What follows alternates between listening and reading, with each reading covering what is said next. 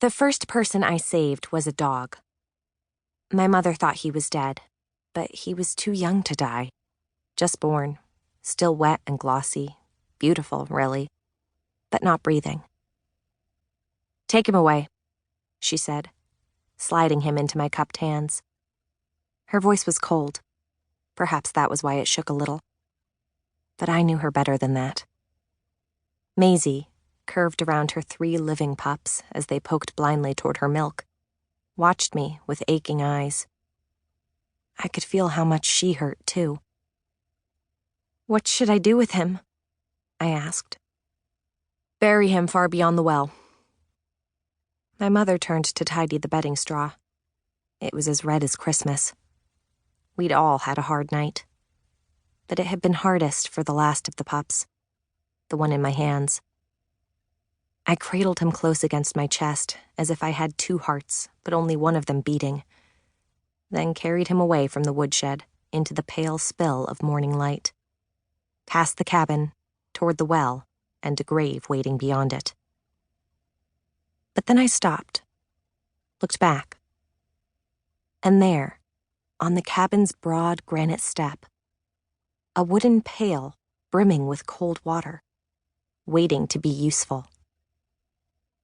I didn't know what was about to happen, but a little flicker in my chest flamed at the sight of that water, full of green and blue from the tree, the sky overhead. Calm, simple. It spoke to me with a voice louder than my mother's as she stood at the door of the woodshed, bloody straw bundled in her arms, and said, "Go on then, Ellie." But I didn't go on then. The flicker, the flame, the voice all tugged me toward the bucket, where I plunged the baby dog deep into the cold, cold water and held him there until I felt him suddenly lurch and struggle. "Ellie, what are you doing?" my mother said, dropping the straw and rushing toward me. But she stopped and stared when I lifted the dripping, squirming pup and pulled him back against my chest. "He's not dead," I said, smiling. "Not dead at all." Which made my mother smile too, for just a moment. "Then he's yours," she said, turning back for the straw. "See that you keep him that way." I didn't know if she meant that I should keep him alive or keep him mine, but I intended to do both. I sat on the step and dried the pup on my shirt tail, roughing up his slick pelt, which made him breathe harder, which made me breathe harder too, a series of sighs, as if we'd both been starved for air. Then I took him back to Maisie, who lifted her head and watched as I wedged him between the other pups and showed him the teat meant for him. When Maisie laid her head back down again, she sighed too.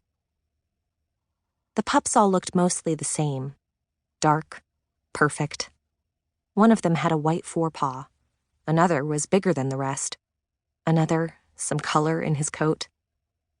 And my boy had some brindle too, and a white tip to his tail, as if it were a brush he'd dipped in paint. So that set him apart. But I didn't need a marker. I was sure that I would know him again in an instant. And I was sure that he would know me.